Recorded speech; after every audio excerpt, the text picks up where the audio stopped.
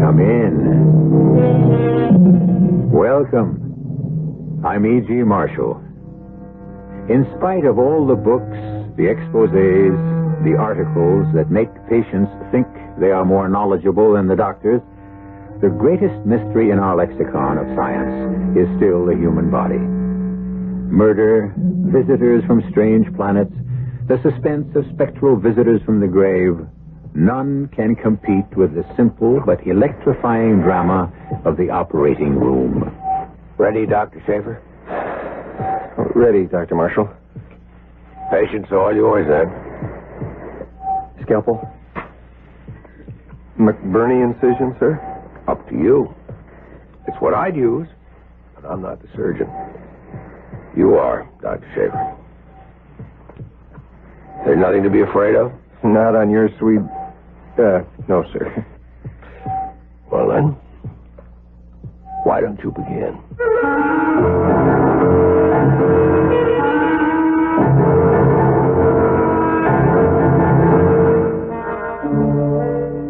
Our mystery drama, A Case of Negligence, was written especially for the Mystery Theater by Ian Martin and stars Mason Adams and Marion Seldes.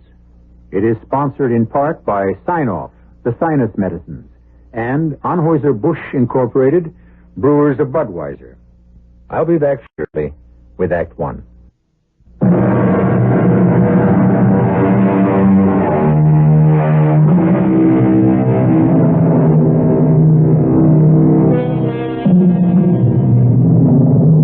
Time after time, I bring stories of death. Spirits that rise from the grave, murder in every conceivable form, the torture of a man or woman knowing they are doomed, death which comes, as it must, to all men. Death, the great mystery. This story is about those men most concerned with it and with life. The doctors, in particular the surgeons, and the hidden danger they face. It begins appropriately enough in the clinic of a typical community hospital. You sit right there, Spud. Dad'll be right back with the doctor. No big deal. I don't need a hospital. Cheer up. It's only an emergency ward. What you do, got hand? Get it caught in a cookie jar? Well, I guess you must have got roughed up by a tiger. No, I just got bit by Shadow. Who's that, a black leopard? A dog, Tommy. But he didn't mean it. Of course he didn't. Because dog is man's best friend. I'm only a little boy. A boy's best friend, too. And they won't do anything to him. Oh, no, why should they? When he didn't mean it. You get bit, too? No. Just indigestion. Something old men get. I don't like to step out of line, Dr. Downing, but, with this sort of thing, it could be. I quite understand, Mr. Pollock. Of course we've had no cases of rabies reported. It was a neighbor's pet, but just to make sure... Excuse me. Are you Mr. Clay? That's me, ma'am. I'm Dr. Downing. If you're not in any discomfort, this little boy's father is quite concerned about... I know, Doctor. Don't you worry about me. I'm used to living with pain after 75 years. You tend to Spud. And don't be too hard on Shadow. Shadow? Party of the second part, the dog. He didn't mean to do it. If you'll take Spud into the first booth there, Mr. Pollock. Come on, son. We'll get you fixed up. Come on. Thanks, Mr. Clay. Yeah, got a grandson of my own. Know just how the boy feels. I'm in no hurry. Well, we'll try not to keep you waiting too long. I'm all right.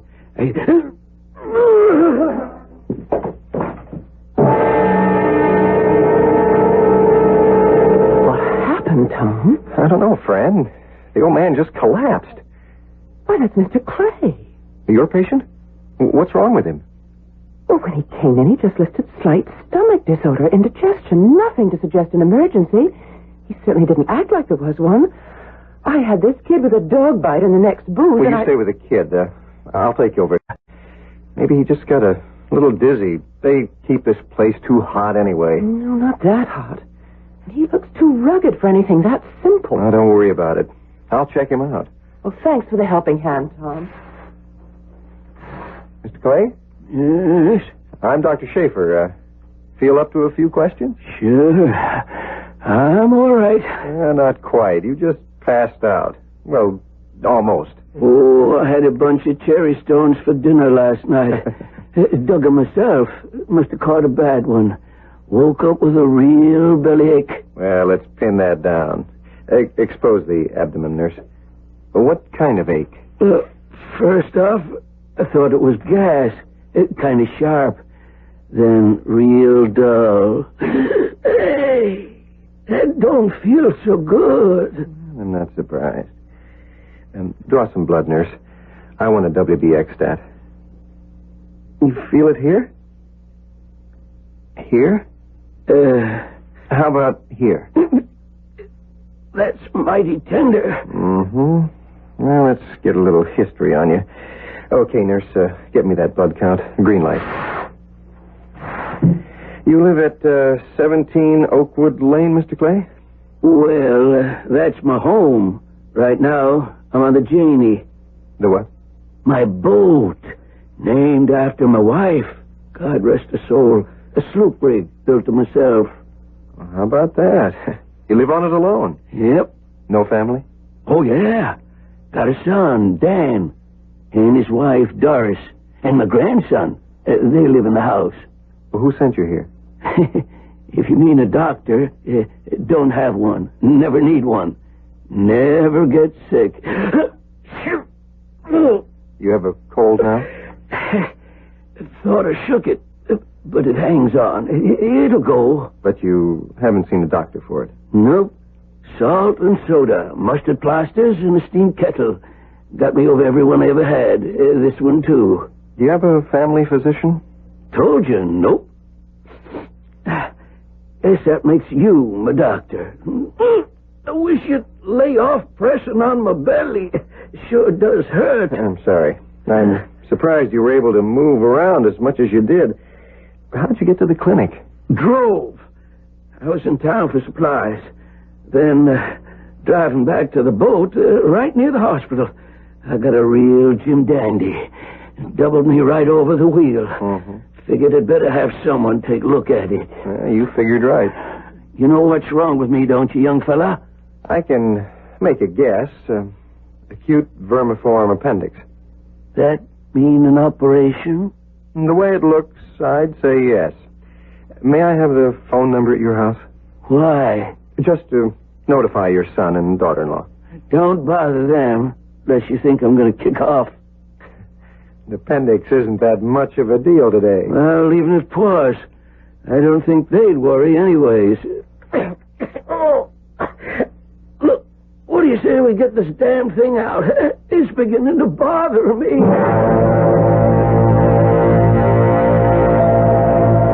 It's just superficial, Mr. Pollock. Keep the bandage clean and dry and come back next Friday. But supposing that dog had rabies? The dog will be checked out by the Board of Health. Right. If there's the slightest chance he has rabies, Spud will need shots, but there's no need to worry about that yet. Okay. We'll see you Friday. Well, isn't Dr. Giannano in attendance? A colectomy. Well, he won't be out for at least 3 hours. You better notify Dr. Marshall and have him schedule someone. I know that appendix has got to come out. What? Yes, Clay. C-L-A-Y. C as in Charlie, which happens to be his first name. Oh, so that's what was the matter with Mr. Clay. Are you admitting him as a ward patient? I got to. He's in through the clinic, and he has no hospitalization. I tried to reach his son. He's in court arguing a case, and the son's wife is at a bridge game somewhere. No family doctor? Nope. Says he's never been sick a day in his life. I can believe him. Oh, the old boy is as hard as nails. Well, I've got to get a more detailed history on him. Do you have to know all this guff about me? Well, you never know when it might come in handy. And it fills in the time while I'm waiting for your blood count. Now, let me see now. All the kids' diseases, measles, German measles, scarlet fever. Never had one. Any allergies? Now. Have you ever had a bad reaction to penicillin or aspirin or... None. Unless that's one. That's your cold. Oh, that ain't what's bothering me, son.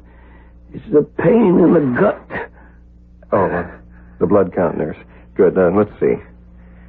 White blood count 15,000. Well, that clinches it. Get him undressed and we'll start to prep him. I'll be right back.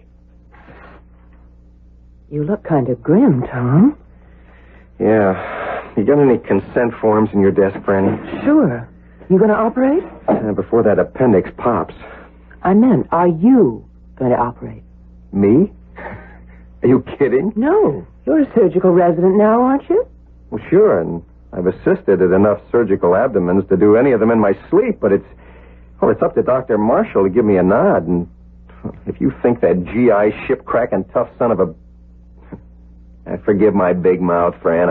I got to remember not to open it around the hospital. I hope you remember to forget. Here's your consent form. You better get it signed by a patient because Dr. Marshall wants you upstairs in OR immediately. That gives me butterflies in the stomach. But look at the hands, huh? Steady as a rock.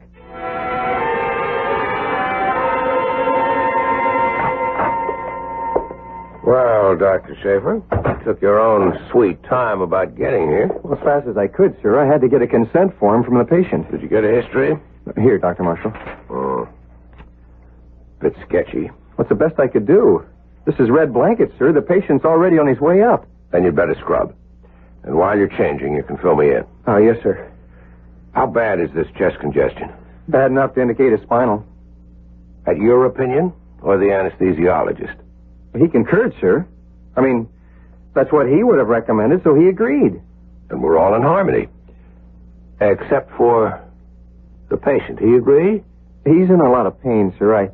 I had to sedate him. He was a bit foggy by the time we got to deciding on anesthesia. I'd rather he knew. What about the relatives? Can't be reached. The switchboard will contact Dr. Downing if they call in. Well, it won't hurt to check with her before we scrub. Some people still have funny notions about spinals, no matter how safe they are. I'd like to have it part of the record. Dr. Downing? It's Dr. Marshall on this appendectomy out of your clinic. Any word yet from his son or daughter-in-law? Not a peep. Well, Dr. Schaefer and I are on our way up to the ready room now. If they turn up or call before we're out of scrub, let me know. You all set, Doctor? All set. Then let's go.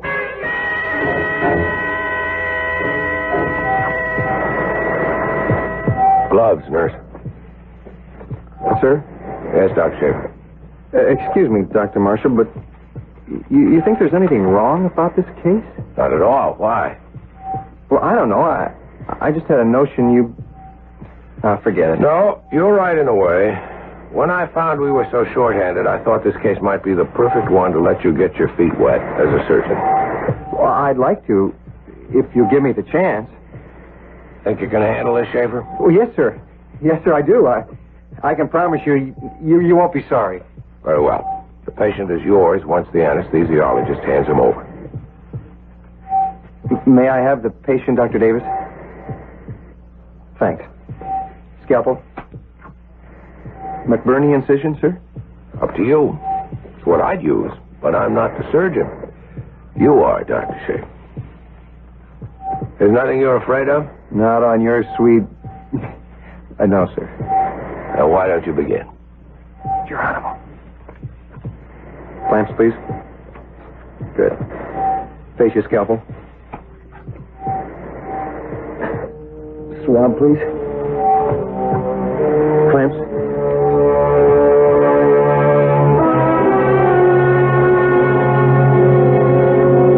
How'd it go, Brian? No problem. Finally got in touch with Mr. Clay's daughter-in-law. She and her husband are on their way into the hospital, breathing fire. About what? Well, they felt they should have been consulted about the operation before it happened. Simple appendix. Why not? Dr. Marshall. Yes, Dr. Schaefer. What? Respiratory failure. Why didn't you tell me sooner? No, I'll be right up. Mr. Clay? Yes. What? I don't know. Secondary result of the operation, perhaps. Oh, poor Tom. His first. It could be his last. I just have a miserable hunch your brother and I are in for a rough time. I hope we can keep you out of it.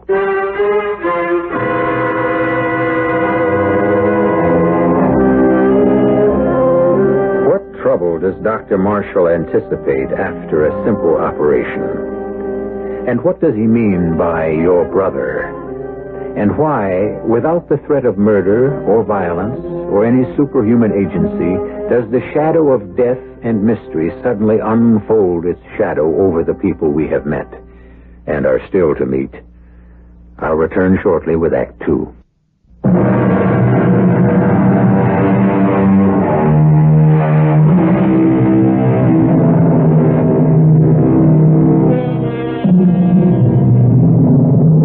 It is late in the day before the two missing relatives of Charles Clay arrive at the hospital. Doris Clay is a triumph of cosmetics over nature. But if you look closely enough, the eyes are small and agate hard, the turn of the mouth downward and mean. Her husband Dan is heavy set, not with muscle, but by indulgence. His air of arrogance and assuredness is the armor he wears to cover his weakness.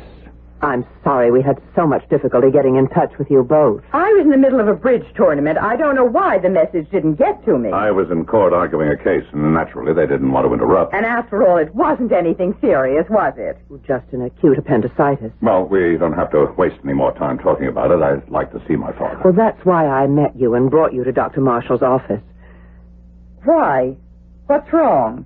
We were assured this was a very simple operation. Well, it seemed that way at the time, Mrs. Clay. And how does it seem now? There were some complications. If you'll excuse me, I'll let Dr. Marshall, the surgeon, and our chief of staff explain. I'll have him paged, and I'll send him right down. Well, isn't this just a dandy little mess? Take it easy, Doris. Take it easy. You should have been here to talk to your father before they operated. I was in court. I couldn't walk out in the middle of a case. But you could have walked out in the middle of a bridge game. I'm not his child. You are. I couldn't have persuaded him to change his will back. And even if I could, he'd have insisted on seeing you before he took any legal steps. You know that. Do I? He didn't consult me when he cut us out of his will. Well, he was angry at us then. Thank heaven enough has happened since that we're back in his good graces. We hope. Well, if we aren't, it's no fault of mine.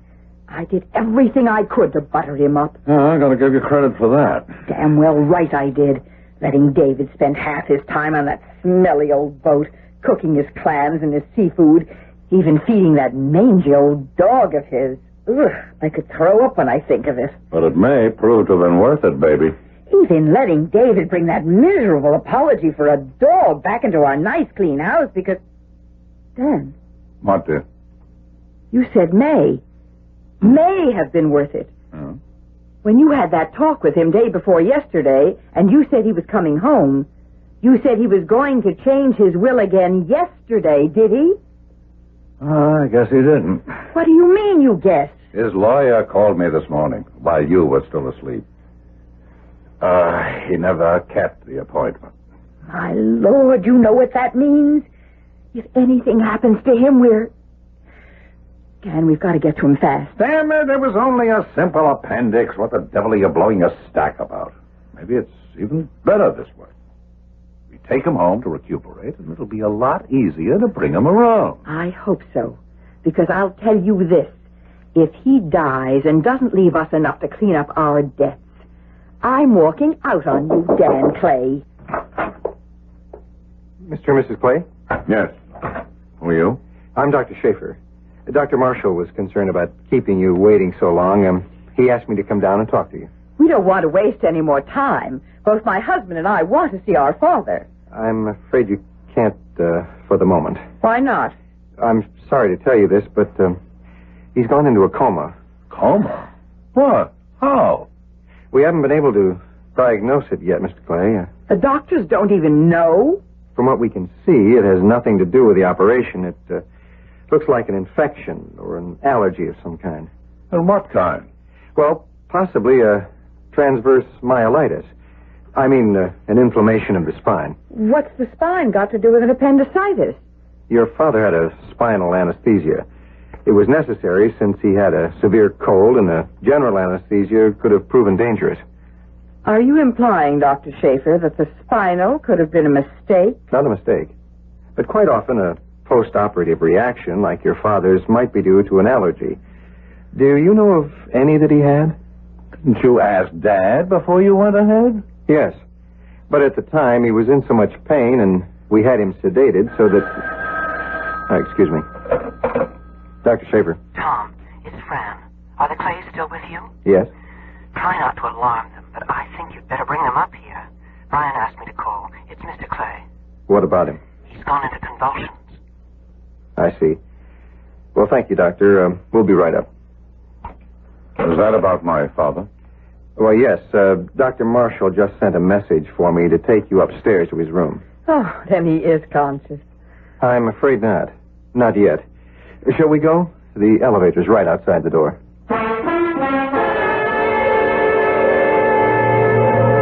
You were asking about allergies, Dr. Schaefer. A question, of course, you should have asked my father. I did. He said he had none. That he'd never been sick a day in his life. Just a big front he kept up. He was always getting colds, and he had trouble with his teeth. But you couldn't get him near a dentist. You remember why, Doris? 4 years ago when he had the tooth pulled? I'm not likely to forget. Oh, he had a terrible reaction to the Novocaine. We thought that... Do you use Novocaine with spinal? No, but we do use a related drug.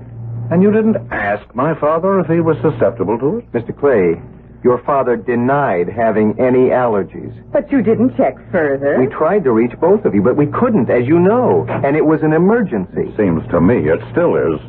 Because it's looking more and more that somebody did make a mistake. Damn serious one. Which door is my father's? Number 814. The one where my sister... Dr. Downing is standing. Your sister? But your name is Schaefer. She uses her married name. Dr. Marshall is in with your father now, if you wouldn't mind waiting just a moment. I don't know about Dan, but I'm getting tired of this runaround. I don't intend to be kept waiting any longer. It's urgent that I... Excuse me. Here's Dr. Marshall now. This is Mr. Oh, so you do exist. Well, I demand that I be allowed to talk with my father immediately. I am afraid that's no longer possible, Mr. Clay. What do you mean? Very sorry to have to tell you, Mrs. Clay, you, Mr. Clay, but your father's just passed away. Oh, good that's Lord, impossible. no. A fine old man, in perfect health with everything to live for. Us, his grandson. No man is in perfect health after an operation. And besides... But we were led to believe it was a very simple operation. It was, Mrs. Clay. A classic appendectomy done in less than half an hour. No complications, no rupture. The appendix was in no way obstructed. The surgeon was able to see it clearly, detach it, and remove it without any... Just a minute. The surgeon, you said? I thought you were the surgeon, Dr. Marshall. I was the surgeon in charge, but the procedure was actually handled by a resident. Just what is a resident, Dr. Marshall? A qualified physician who is training in surgery. What you're saying, Doctor, is that you allowed my father to be operated on by a novice? I'm saying nothing of the sort. I want his name. I want to know who he is. I did the operation, Mr. Clay. You? I think you must be mad, Dr. Marshall. Why, this boy scarcely looks any older than my 15-year-old son. Dr. Marshall, I want the answer to only one question. I want to know, if the operation was performed so classically, why my father died. I wish I could answer that. We haven't been able to determine the causes yet. Oh, you're not willing to admit them. We have nothing to hide, Mr. Clay. Have you? Just exactly what is it you're after? Causes, Doctor. Would you like me to list a few? Since you're not a physician, it seems purposeless. Your opinion wouldn't have much validity. I'm an attorney, Doctor, and my opinion has considerable validity in a court of law. Doris, get the elevator. Yes, Dan. We're leaving now, Dr. Marshall. Mr. Clay, before you do, there are certain arrangements. You can trust me to handle those. You'll be notified. I had wanted you to sign one document. What? For all our sakes, I think a post-mortem examination is indicated. Oh, for my dead body, if you want to add that to my father's. The elevator's here. I hope it's more efficient than the staff at this hospital. I'm sorry, Dr. Marshall. For what, Doctor? Well, if you want me to really be honest, mostly because a swell old guy I like died for no reason I can think of. I just hope it wasn't my fault. Well, how could it be? Just the anesthetic. We'll talk this all out later. Dr. Schaefer, grab a staff elevator and get down and make sure the Clays are off our turf for the moment. And then meet me in my office. Check, sir. On my way.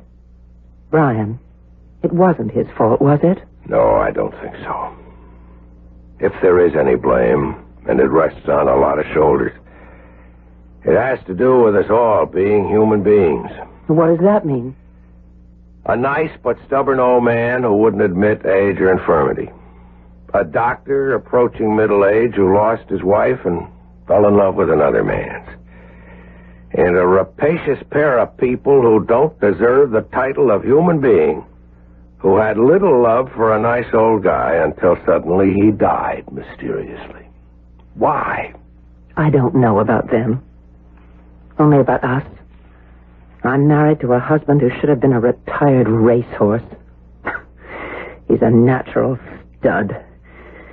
He won't divorce me or allow a divorce, and I won't force it because we do have a daughter who adores her father. And I'd rather break my heart than hers. And my wife is dead. I thought I'd never love another woman. And now I do. There's nothing I can do about it. Oh, darling. Oh, darling. Let us go for a moment. The other thing's more immediate, isn't it? Those two awful people. They're going to sue, aren't they? I'd guess that's what they have in mind. And if they ever got wind of us, they could crucify Tom. And us. And the hospital, perhaps. How can we stop them? An autopsy is the best answer. We can force that. If it vindicates what Tom and I have done, that's that. And if it doesn't? We could all be up the creek without a paddle.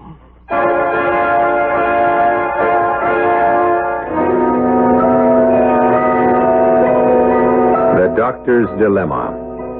There is no more demanding or exacting and exhausting preparation for any profession. But there is still a small percentile of accident no human being can possibly foresee or devise against. Man proposes, but God still disposes. I'll return shortly with Act 3.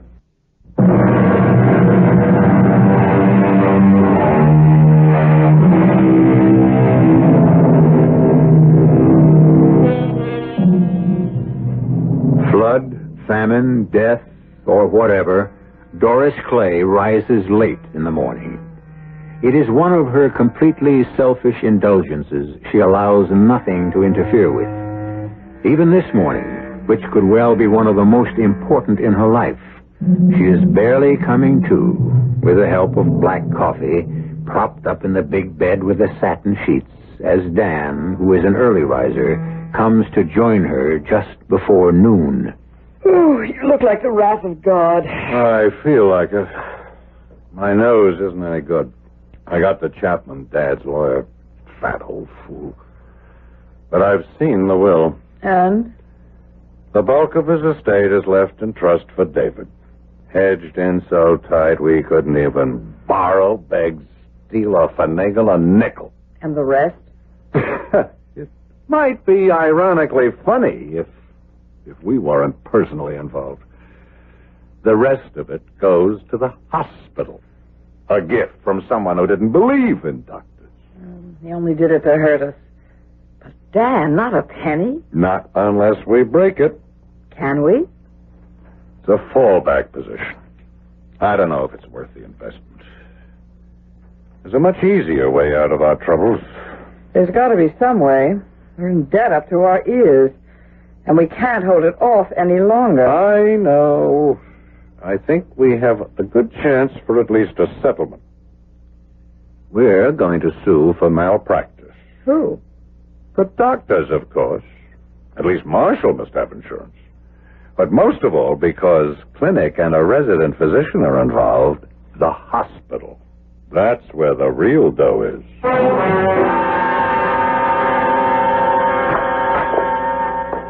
Come in, Dr. Marshall. You know Mr. Clay. Yes, Mr. Wyatt. Mr. Clay is here at my instigation to see if we can't smooth out our differences amicably. I see no reason why we can't.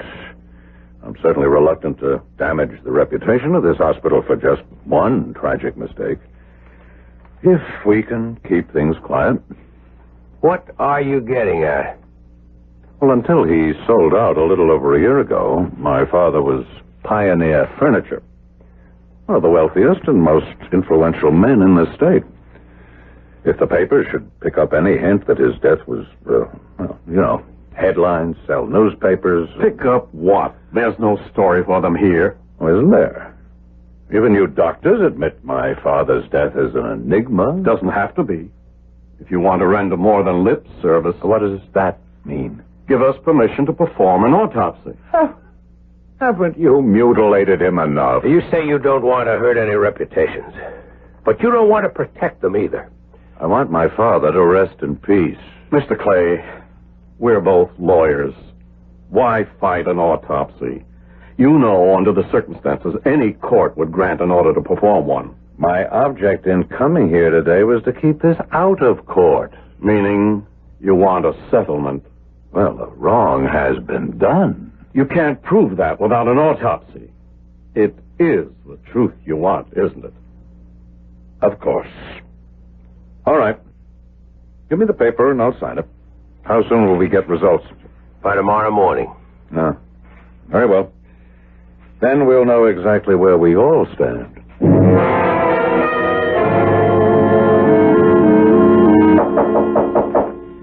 Come in. Good morning, Brian. You got one of these too, Fran? A subpoena. I never had one before. You got plenty of company. You, me, Tom, Dr. Davis, and the hospital. The moment the results of the postmortem were in. But it was negative. I mean, cause of death unknown. It didn't prove any of us responsible. Unfortunately, it didn't prove that any or all of us weren't. There's one easy way out of this. What? I resign as chief of staff, take the blame, and make the best settlement with Clay that I can out of court. But why would you do a thing like that?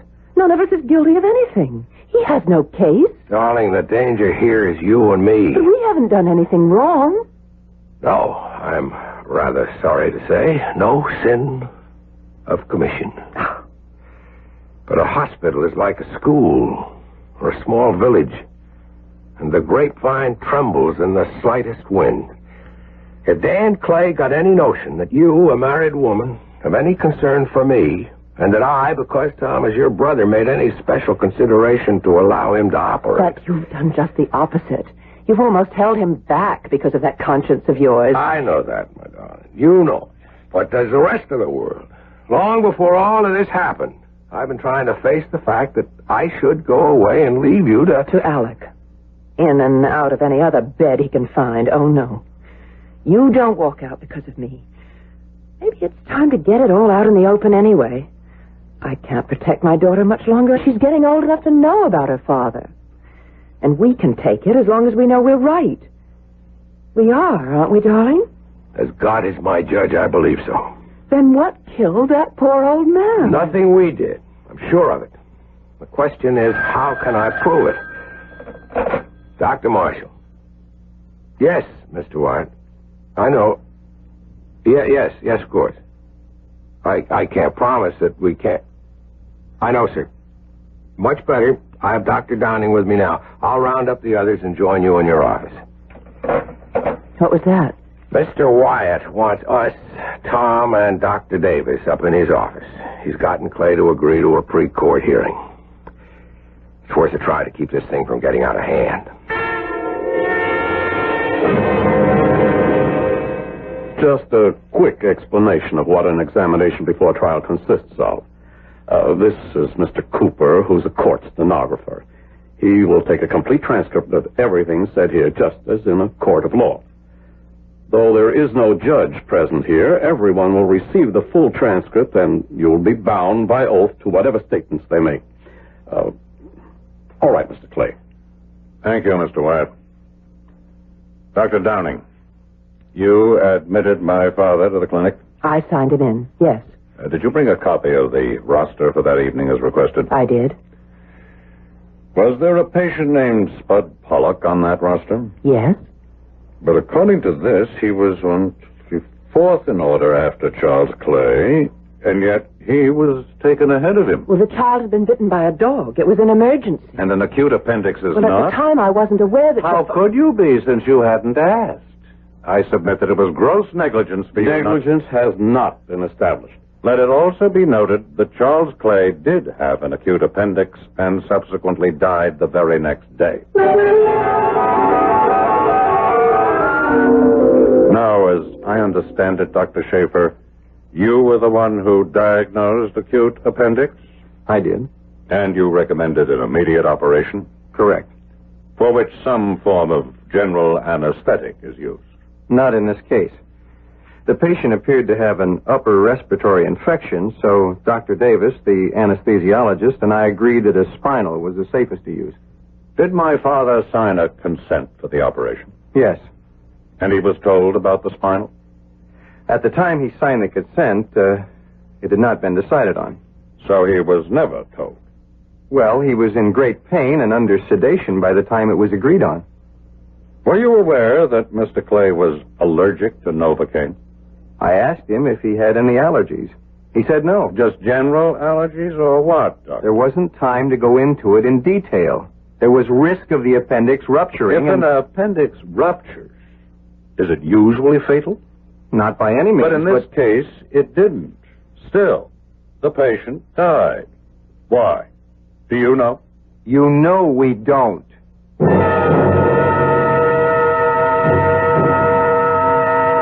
Dr. Marshall, I received a copy of the autopsy report. Quote, death by respiratory failure and or cardiac arrest due to cause or causes unknown, unquote.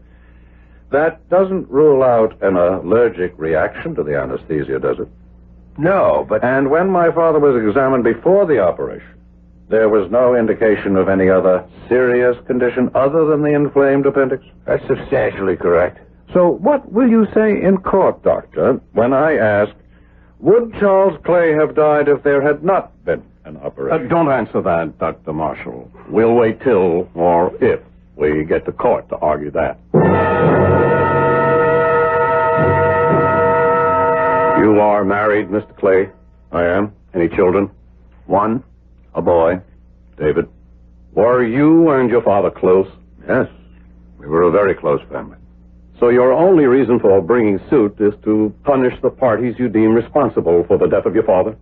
Correct. And any money you might be awarded is secondary, of course. It's of no object. I see. Your father didn't live in the same house with you. Mm-hmm. No. Where did he live? In an old boat he built. Why? He liked that kind of life. Even in a freezing winter he thought was too much for his dog to stand? Dad was getting old. We liked to indulge his whims. That's what he wanted, so we gave in. It wouldn't be that he was tired of indulging your whims and paying your debts. Did your father leave a will? Well, you know he did. You subpoenaed a copy of it. But he was going to change it. A blow for the hospital it would have been, wouldn't it, to lose all that bequest? I won't even dignify that with an answer. I want to read only one part. I bequeath and trust to my grandson David all the rest of my property, real or otherwise, etc., etc. And I charge him and or his trustees to maintain until his death my friend Whiskey. He and David have given me the only love I ever knew. Whiskey? My father's dog. We've been taking care of him. Better than your father, I hope. Whiskey was old and sick. He had to be put away. A deliberate act, Counselor. Not like my father, who was lost through negligence.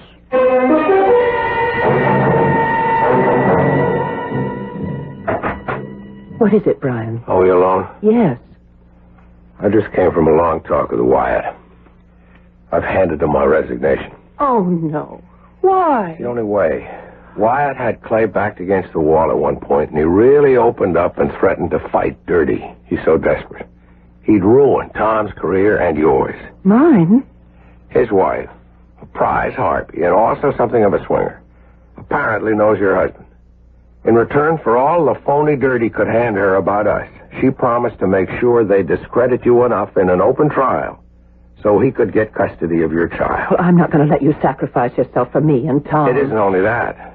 The old man did go into convulsive seizure before he died. Now, with that on the books, and considering the vicious, rabid prosecution Dan Clay would put on in court, the press coverage... Rabid? What is it? That kid with the dog bite. Charles Clay's old dog. Francis, maybe I just found the answer. We've got to have another postmortem.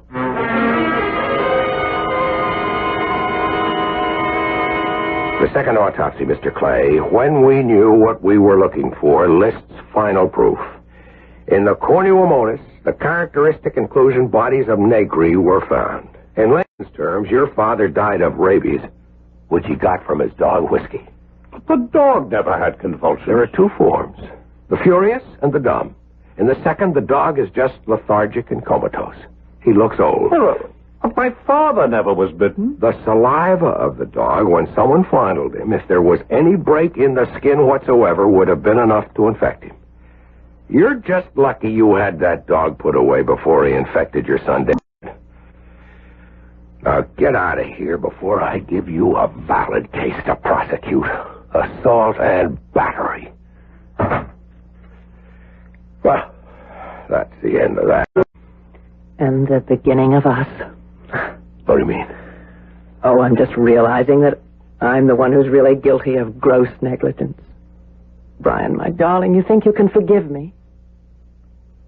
I don't know. I'll spend a lifetime trying.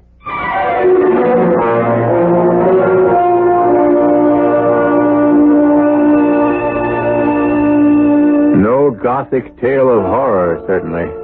No murders, no horrendous tortured spirits rising from the grave, but a mystery story, and a story of jeopardy more important than most. For a doctor's good name must, like Caesar's wife, always be above reproach. I'll be back shortly.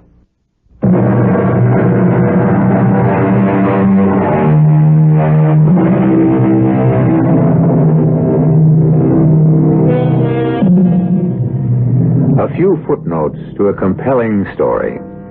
First, that the doctors were vindicated. Second, to applaud the depth of a surgeon's knowledge that enabled him to make such a rare diagnosis, once he had the facts. Last, a word about old Charles Clay. Though today, rabies, if caught in time, can be cured, once the symptoms develop, death is inevitable. So, somewhere, Charles can perhaps take heart, knowing his death achieved one thing.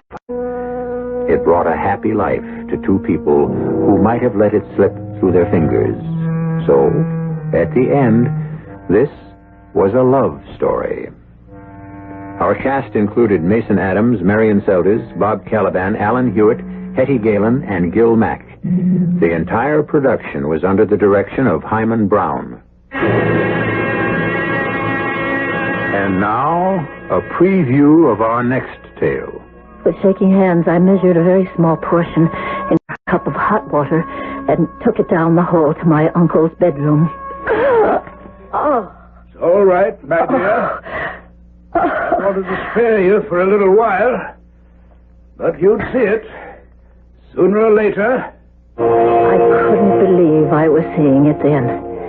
The walls and floor were black, and so was the big bed with a prow like a Viking ship.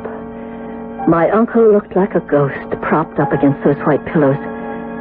And thank heaven, John had warned me, because there on one side of the bed was that coat rack thing from which dangled a full-size skeleton.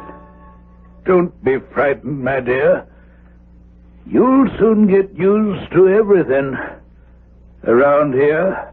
Radio Mystery Theater was sponsored in part by Anheuser-Busch Incorporated, Brewers of Budweiser, and Sign-Off, the sinus medicines. This is E.G. Marshall inviting you to return to our Mystery Theater for another adventure in the macabre. Until next time, pleasant dreams.